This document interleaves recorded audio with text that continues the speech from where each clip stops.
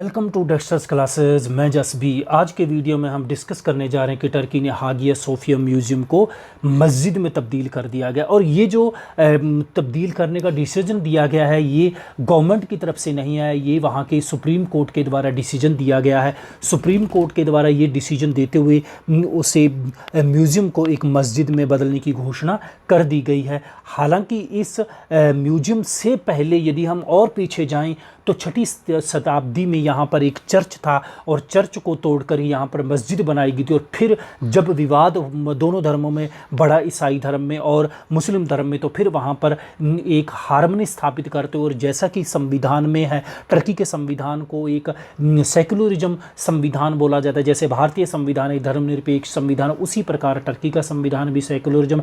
तो उस सेकुलरिज्म के आधार पर यहाँ पर फिर नए मस्जिद और नए ही गिरजाघर बनाने के स्थान पर यहाँ पर एक म्यूजियम के रूप में स्थापित कर दिया गया था। तो अब फ्रेंड्स इसी के ऊपर हम कंप्लीट एनालिसिस करेंगे कि पहले यहाँ पर आप देख सकते हो कि जो सेंटिनल न्यूज़पेपर का एक यहाँ पर आर्टिकल है कि Turkey turns iconic Istanbul museum into mosque, यानी कि जो इस्तांबुल में ये म्यूजियम है जिसका नाम है हागिया सोफिया म्यूजियम, इसको अब तब्दील कर दिया गया है किसमें, मॉस्क यानी कि मस्जिद में बदल दिया गया। तो इसी के ऊपर कंप्लीटली एनालिसिस करेंगे फ्रेंड्स। और सुनने के बाद वीडियो आपको कैसा लगा ये नीचे कमेंट बॉक्स में अवश्य बताइएगा। अब यहाँ पर सबसे पहले हम हागिया सोफिया की हिस्ट्री पर जाएंगे। देखिए हागिया सोफिया की यदि अपनी हिस्ट्री की बात करें तो यहाँ पर 1500 साल पहले यानी कि 6वीं शताब्दी में यूनानी साम्राज्य के द्वारा एक कैथेड्रल चर्च बनाया गया था। तो फिर उसके बाद में क्या हुआ कि जब 1453 ईस्वी में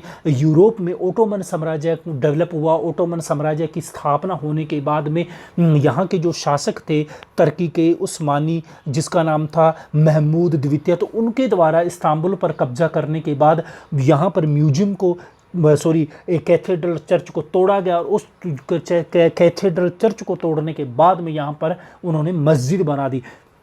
परंतु फिर उसके बाद में प्रथम विश्व युद्ध के बाद और द्वितीय विश्व युद्ध से पहले जब यहाँ पर आधुनिक टर्की का निर्माण होता है और यहाँ के जो प्रमुख निर्माता थे आधुनिक टर्की के, जिसका नाम है अतातुर्क, उनके द्वारा एक कैबिनेट फैसला लेते हुए सन 1934 में इसे एक म्यूजियम के रूप में स्थापित कर दिया गया। क्योंकि यहाँ पर एक कंट्रोवर्सी बनी हुई थी।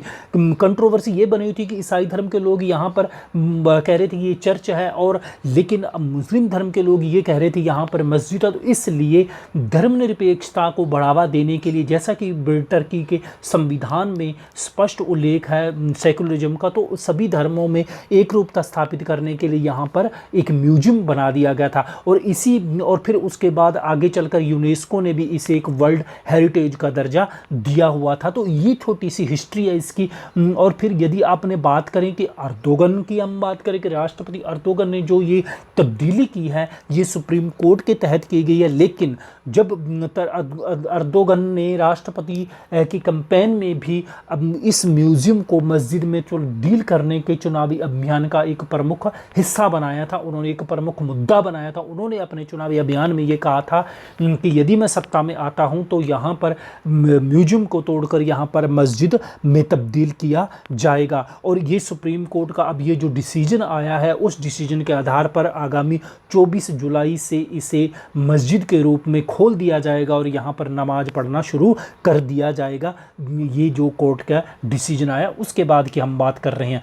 और यदि अब बात करें इससे पहले, यदि हम विवाद की हम बात करें तो जैसा कि हम बात कर रहे हैं कि हागिया सोफिया को लेकर काफ़ी लंबे समय से विवाद है, क्योंकि 6वीं शताब्दी में यहाँ पर कहा जाता है कि चर्च था। और चर्च से भी पहले ये कहा जाता है कि सबूतों के आधार पर कि यूनानी लोगों के द्वारा सबसे पहले यहाँ पर मंदिर बनाया गया था, मंदिर के बाद इसको चर्च बनाया गया, और चर्च के बाद में फिर जब 1453 ईस्वी में यहाँ पर ओटोमन साम्राज्य डेवलप हुआ तो उसके बाद यहाँ पर उस चर्च को तोड़कर यहाँ पर मस्जिद बना दी गई। लेकिन फिर हमने ये भी बात की कि सन 1934 के कैबिनेट मिशन के द्वारा कैबिनेट डिसीजन के द्वारा यहाँ पर भी इसको एक म्यूजियम में तब्दील कर दिया गया था। लेकिन अब यहाँ पर बात की जा रही है कि इसमें लंबे समय से हालांकि इस्लामिक जो पॉलिटिकल पार्टी है वहाँ पर टर्की में वो मांग कर रहे थे यहाँ मस्जिद बनाने की, लेकिन जो सेकुलर पार्टी जो है वो मस्जिद का विरोध कर रहे थे। तो इसी आधार पर ही ये डिसीजन लिया गया था उस समय। परंतु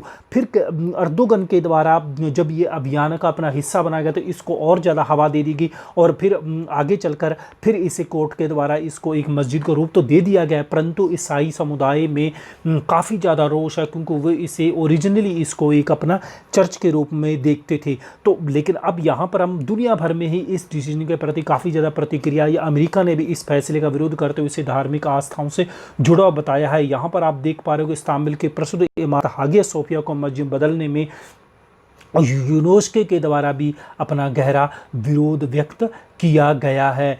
तो ये था फ्रेंड्स हमारा आज का छोटा सा एनालिसिस। उम्मीद है कि यहाँ पर आपको कुछ नया जानने को मिला होगा। वीडियो पसंद है तो लाइक कीजिएगा, शेयर कीजिएगा, और ताकि ज़्यादा से ज़्यादा लोग इसका लाभ उठा सकें। और मिलता हूँ इसी पर अगर और वीडियो के साथ। वीडियो सुनने के लिए बहुत बहुत धन्यवाद।